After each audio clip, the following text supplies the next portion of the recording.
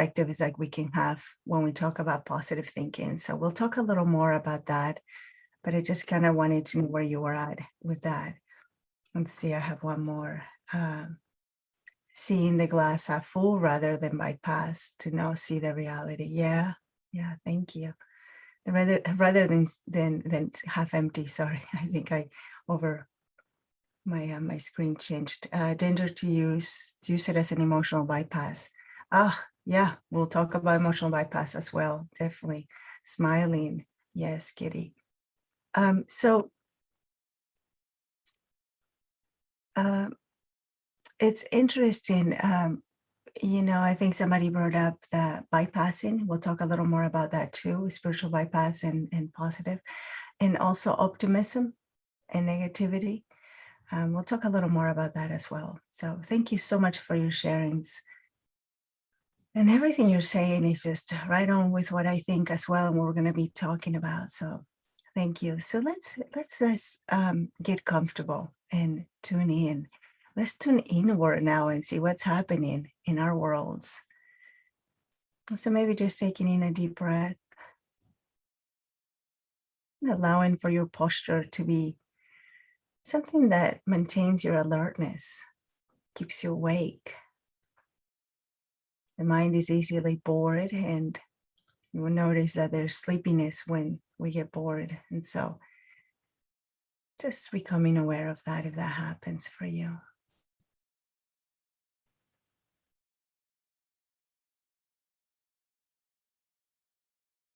Or maybe just taking in a deep breath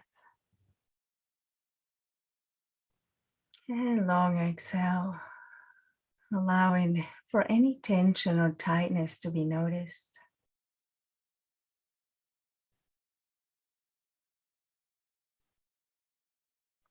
Perhaps releasing any tension or tightness that might come up.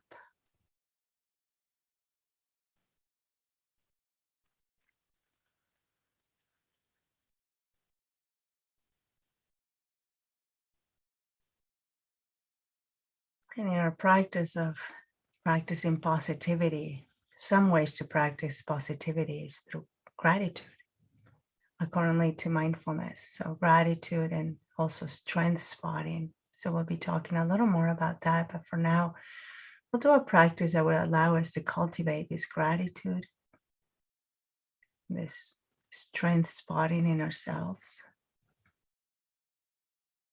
Strengths are our qualities, things that bring us, move us forward, that we can identify as powerful. Qualities that fortify, courage, discipline.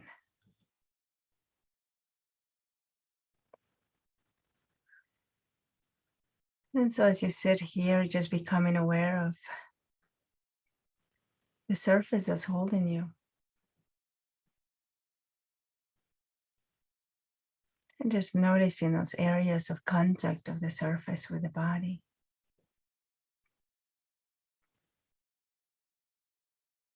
Noticing maybe the softness of the cushion beneath. If you're in a chair, the back of the chair, pushing against your back, supporting.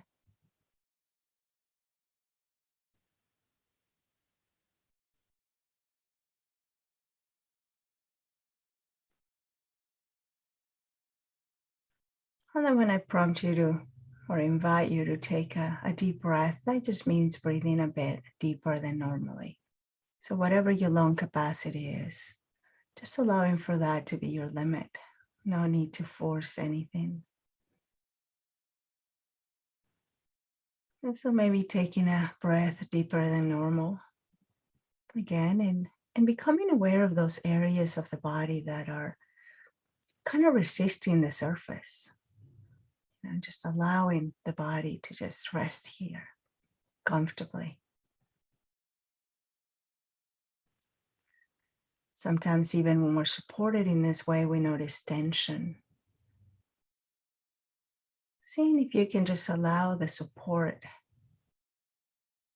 to be here for you.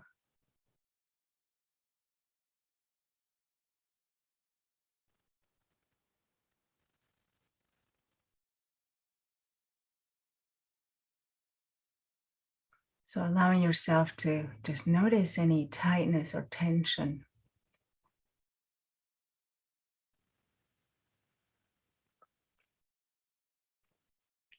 and just softening around it if possible.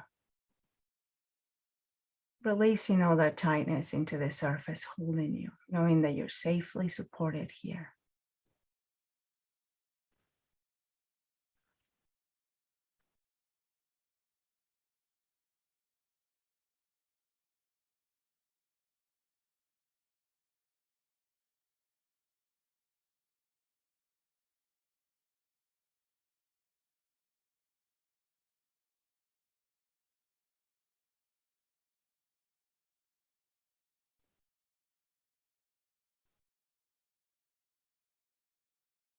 And then just becoming aware of this body breathing,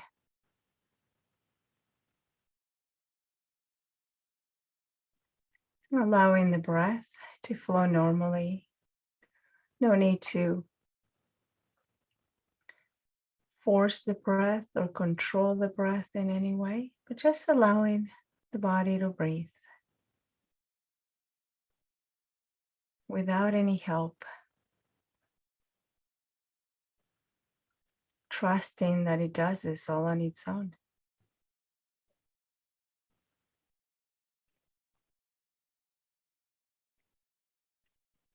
And in this sense of allowing the body to just breathe, we let go a little bit of the control that we often exert over the things in life that come our way that might be challenging.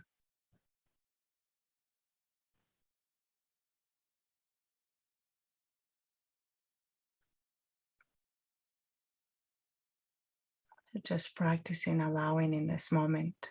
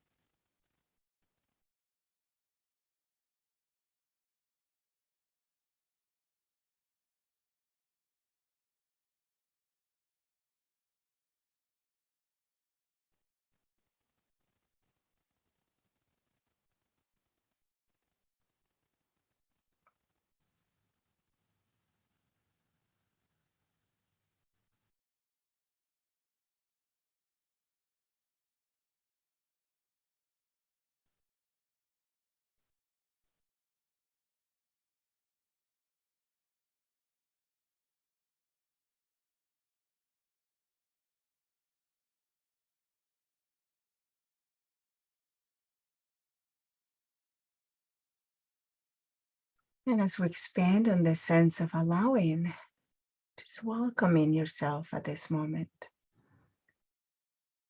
As Rumi would say, just greeting yourself at the door.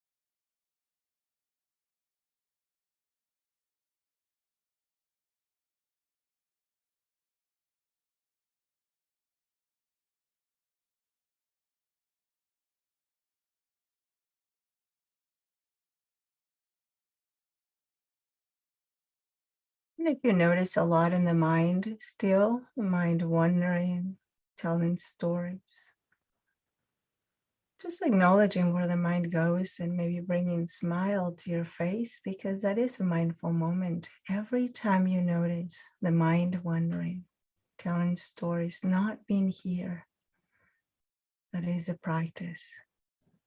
Coming back to this moment, the body, the breath,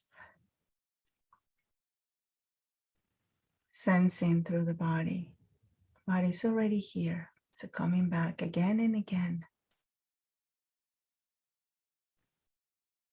Sensations on the feet, sensations on the palms of the hands. And if you're getting sleepy, just adjusting your pose, really having the intention to being here, to being present with yourself at this moment.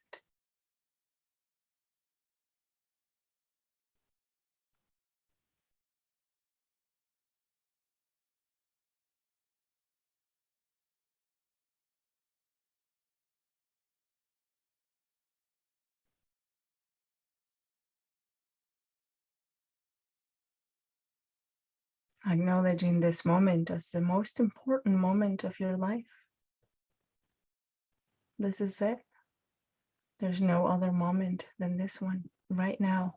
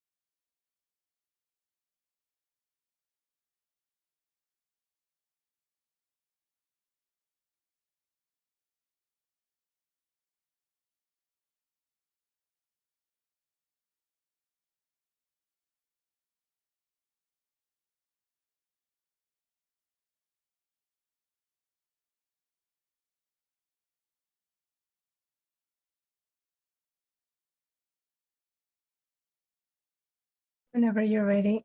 bringing to mind a being. It could be a person or a pet or any being that you truly appreciate.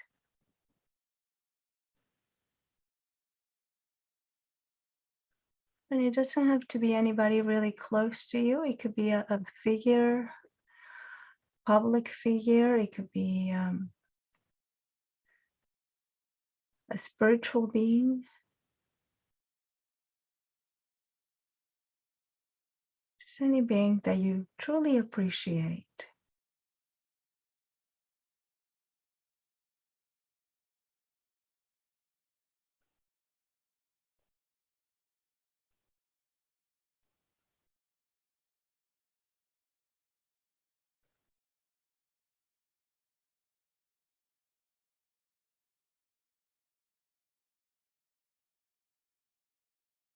And as this being comes to mind, arrives to your mind's eye, just allowing a sense of gratitude for whatever it is that you appreciate about their qualities, their just their being.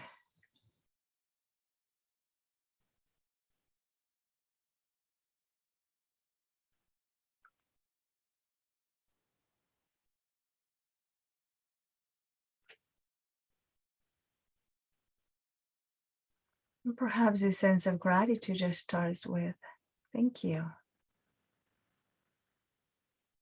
Thank you for being you. Thank you for being around. Thank you for this one time when you were there for me, or the many times, right? So, whatever comes up to you, for you.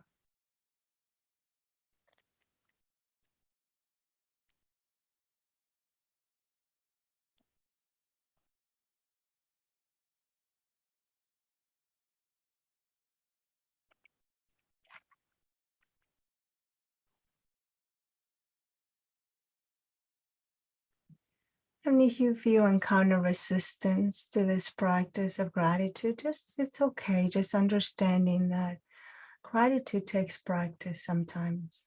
Sometimes it doesn't come easily. And so maybe we can even have gratitude for that resistance that comes up. Well, it's there for a reason.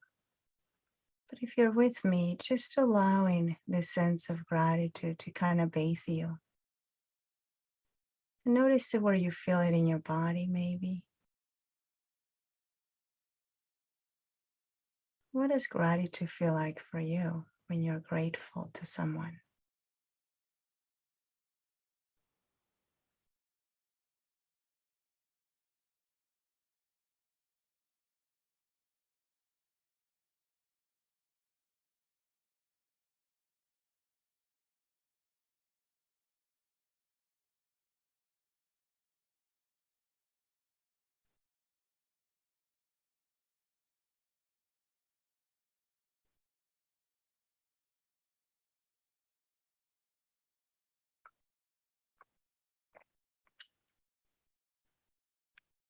Just allowing this being to kind of fall away from our focal point, to just fade into the background.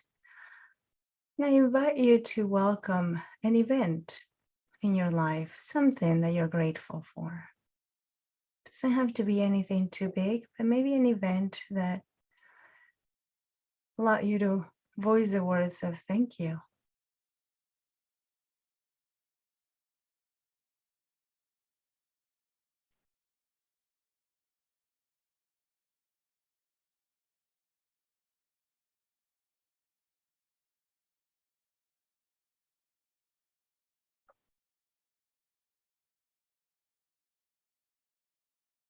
And as this event comes to mind, noticing what prompted the event, right? Maybe it was something wasn't quite right, or something was not going your way, and then there was this turnaround in things that made it possible. Something came through, something shifted, changed, something that turned you into being grateful for the event, something you learned.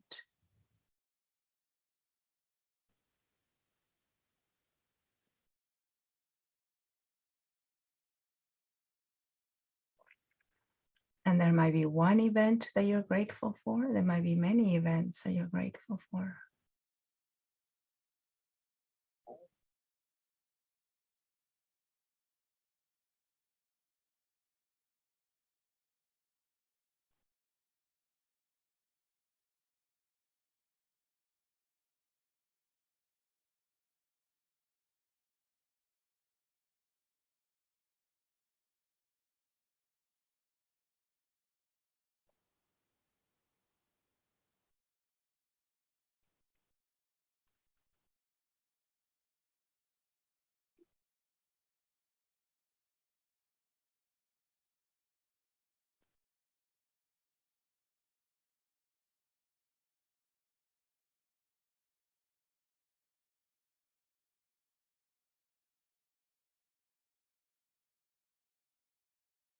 And now bringing to mind some material things that you might be grateful for,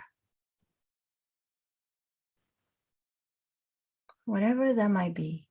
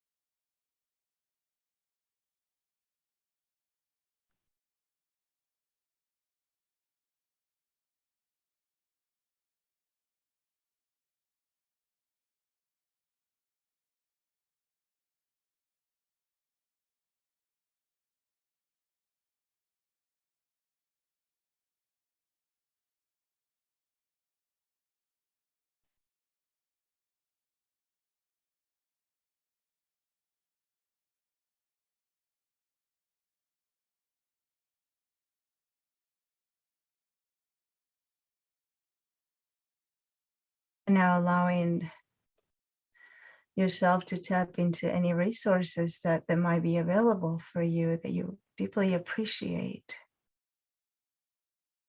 Maybe hot water or water in general, having access to food, clothing, any resources that come to mind for you that you deeply appreciate.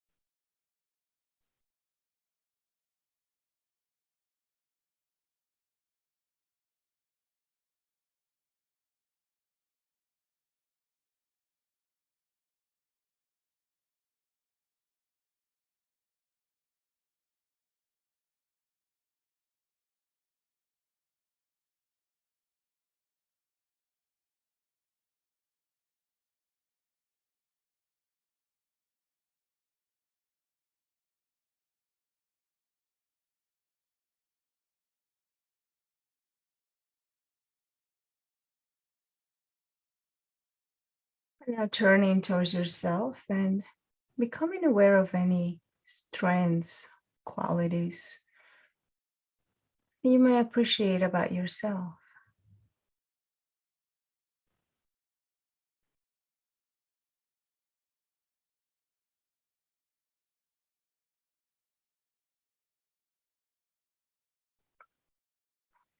What are some things that you identify with? Maybe being punctual, being disciplined, being funny, whatever it is. Just allowing these qualities, this strengths, as we call it, to kind of emerge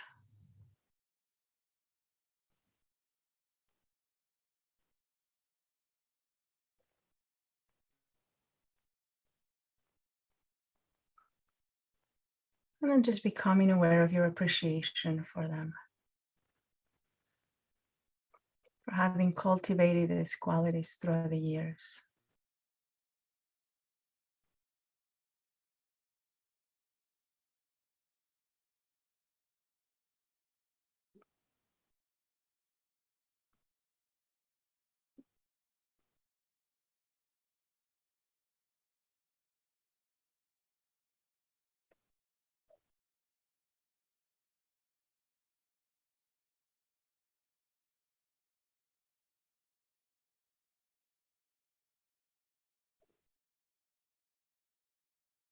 Maybe noticing the times in which the strengths have come forward for you.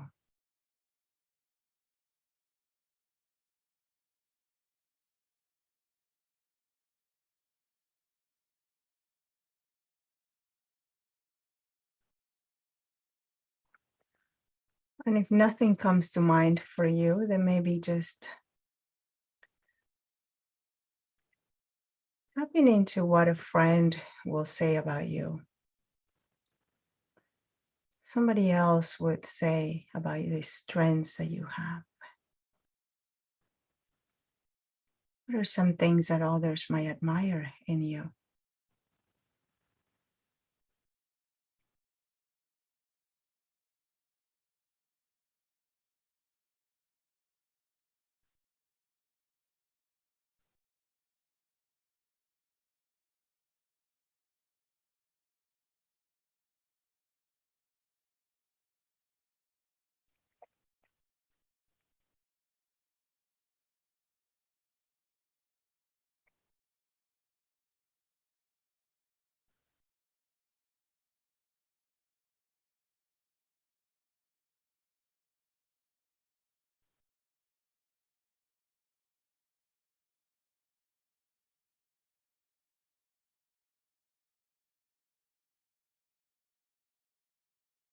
And so bringing a sense of appreciation towards this strength that might come up, or this strengths that might be here present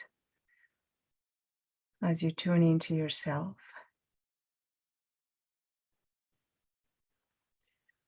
Might even be the fact that you're here.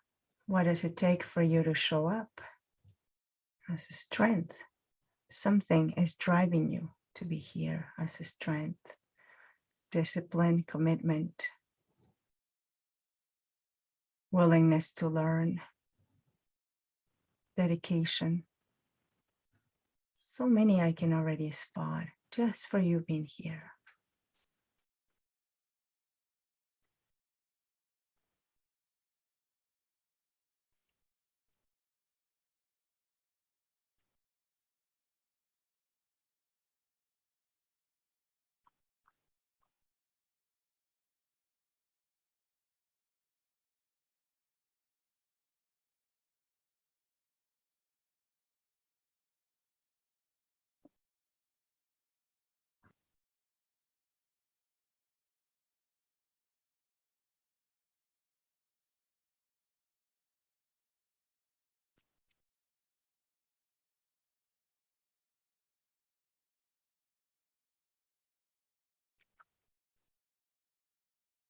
And now we're going to invite that being, or it could be another being that you appreciate.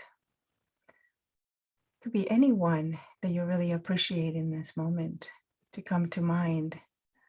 And then just noticing what are some strengths that this being has that you completely appreciate, truly appreciate.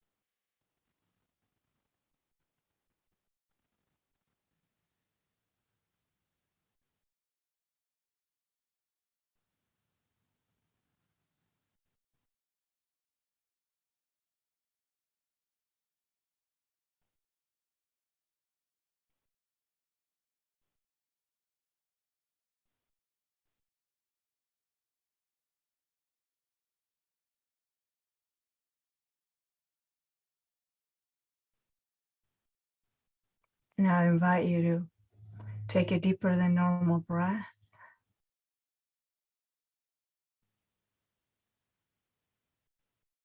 And I'm going to invite you to bring into mind something that you are not, that you don't consider a strength, something that you feel that sometimes holds you back.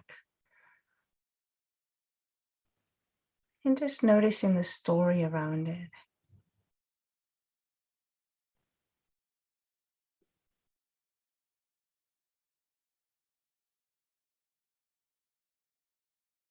So this could be anything such as, I'm not a morning person. Therefore, I can get up and do my workout. So just noticing the story with anything that you feel like gets on the way, something that you're not absolutely happy with sometimes, and that creates this story in the mind.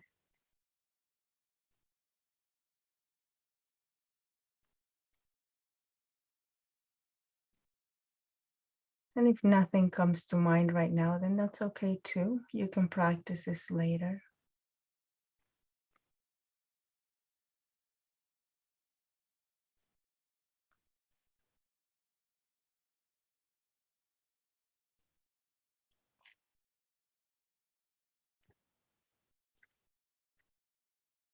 And again, this is not it's not necessarily good or bad, but it's just something that you consider that gets on the way for you.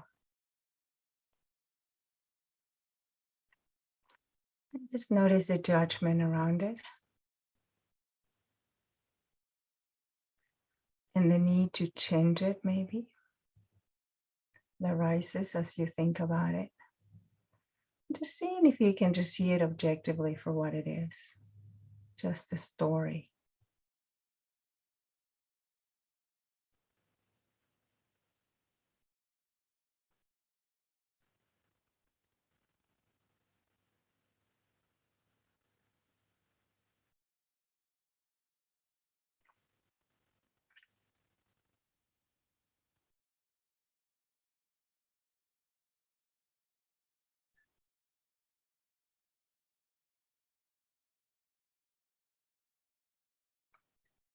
And now seeing if you can tap into some of those strengths that you have that we just visited.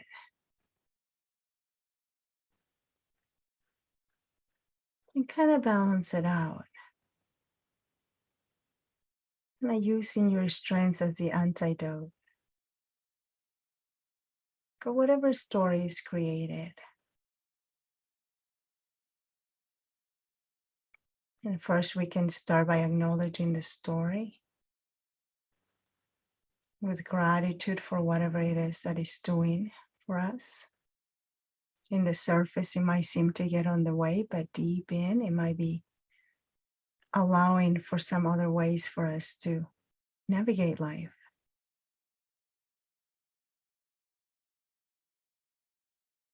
And so now turning into those strengths and just notice what happens.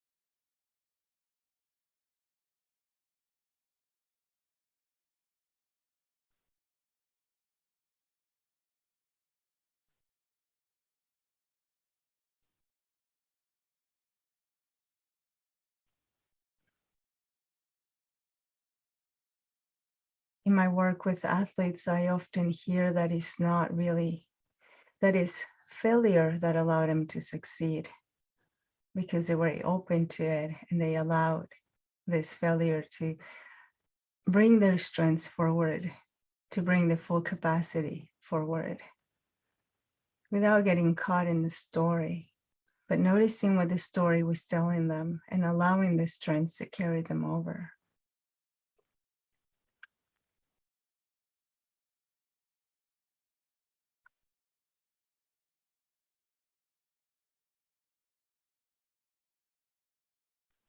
So I like to share um, this short story with Christopher Robin and Winnie the Pooh. And you've probably heard this quote before, but it goes about the time when, so if you don't know who Christopher Robin and Winnie the Pooh are, it's Christopher Robin. Christopher Robin is a boy, it's a cartoon, and he has this amazing relationship with his teddy bear who comes alive for him. And he learns so much with him. And they both learn from each other. But there's this time in which Christopher Robin is about to go to school. And he says he's worried about Pooh. He's thinking that he's not going to be able to see him every day. And they're not going to be able to hang out every day. And what's going to happen now? And so Christopher Robin is about to go to school and he asks Pooh, what would happen if I am not here?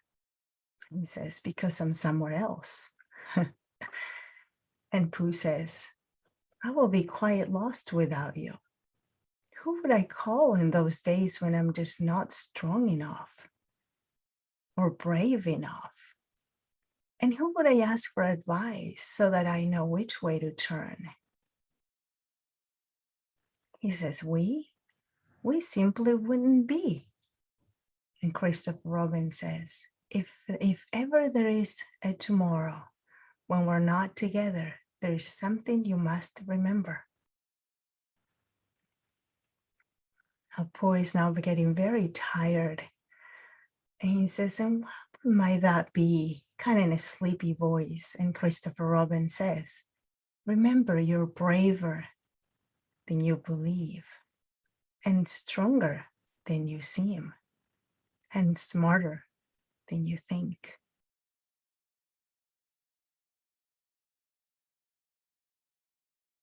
And so, of course, Pooh smiles and says, oh, that's easy. We are braver than a bee, and longer than a tree, and taller than a goose. And he falls asleep, and Christopher Robin repeats, you're braver than you believe, you're stronger than you seem, and you're smarter than you think.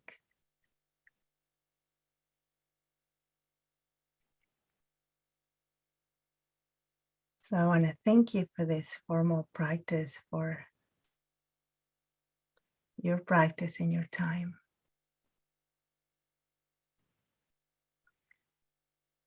And so as we talk about this practice of positivity, practicing positivity, as I was saying, is not the same as being positive. And there was, this sense of a bypass. A bypass is when we are encountering something that is not necessarily positive, but we say, like, and this is something personally that I hear all the time. It's like, oh, don't think about that. Everything is great. Everything is fine. It'll be okay. We're bypassing. So with mindfulness, we learn to see the things that are getting on the way, such as in the meditation, I was inviting you to come up with maybe one thing that you feel that it gets on the way for you. Maybe one thing that you feel that is something that holds you back, right? For me, for instance, it was, as some of you know, I grew up in the rainforest of Peru, very rural, little town most of my childhood. And of course, we didn't have like the best teachers, the best education, my first elementary years. And towards middle school, we moved to the city where I went to private school, a complete different life, right? I go from a little place where the schools had no windows and the kids had no shoes to this entire different world where all the kids were into, what brand are your shoes? And I was like, huh? But the thing with this was really interesting is that as I went to school here, I started to develop this idea of being really bad at math. Right. I grew up with this idea of being really bad at math. And in the rainforest, some of my entertainment was looking at the stars, because you can see them so beautifully in the sky, so clear. And as I moved to the city, and I grew up, one of my dreams was to really be able to reach the stars, to know more about the stars. So here I am now in college with this belief that I'm terrible at math, so I'm never going to be able to do anything that I want to do, such as, engineering or astronomy, because it takes math. Science takes math. So this belief followed me for a very long time, but I was able to spot the belief because I was already meditating by the time I went to college. And I was able to see how this belief was holding me back, this story, right? The story kind of taps into a deep core belief. So there was a story that I wasn't good at math, but just by seeing that, I realized that probably it wasn't that I wasn't good at math. It was that I grew up in a place that really I didn't have the best basic, math skills learning from when I was younger. So of course, by the time I went to a different school, um, it was a lot more intense, and so it was challenging for me to do math. So it wasn't until I was able to see what other things do I have that can hold me here, that I can still achieve my dreams. What would be a way to maybe be practice as positivity, as we call it, right? And one way is through our strengths. So maybe I thought that I wasn't good at math, right? And that belief kind of kept me safe in a lot of ways because I didn't take much risk with math because I was afraid that I would embarrass myself. I never raised my hand in math class. I never went up to the board. I just played it very safe. So this story actually helped me survive in some ways and not really make a fool out of myself as I would think I would at that age, high school, elementary school. And again, with this tendency of the mind to go towards a less helpful story, a negative bias is called.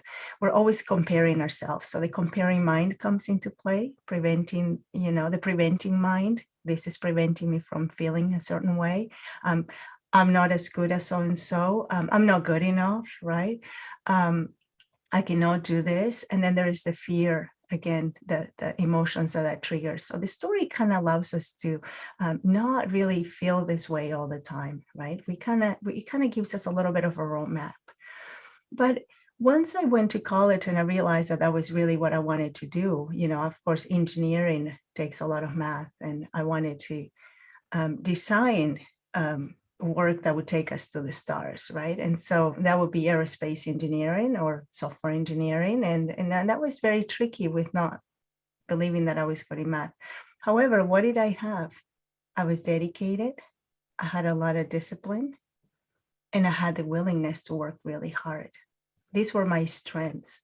So something that I remembered when I was younger is that I became part of a team of volleyball. I wasn't really good at it, I don't think. Again, that was my thought that I wasn't really good at it. But I learned a lot from the coach, and the coach would always, it didn't mean that some players were really good players, but they didn't have the dedication, they didn't have the discipline, and they didn't want to work hard enough. And that got on the way. So you might be really good at something, but then you don't have all these strengths that carry you over. So the idea, what I'm trying to convey to you is that it's not so much about switching the story, but it's really learning about the story. So with mindfulness, we're able to see the story, we're able to learn from it, and then we're able to see the possibility. What are we bringing that is bigger than the story? What are we bringing here? Okay, the story served a function for a while, and now I can let it go and I can see what I'm bringing. And some of these trends can be really helpful for us. So if there's anything that I can leave you with is, first of all, the gratitude towards these stories that play in our minds that, in some ways keep us safe, and really savoring the strengths that you might have. And at first it might seem like I don't have any. And so this is where we can also practice strength spotting, right? Somebody that you admire, what are their strengths? And when we look at somebody, often the mind is going to go into comparing. Oh, this person's so much better than me, or I can't do that like they do. And what if we embrace that? What if we see it with an open mind and we're able to see, like, wow, that's a good strength this person has?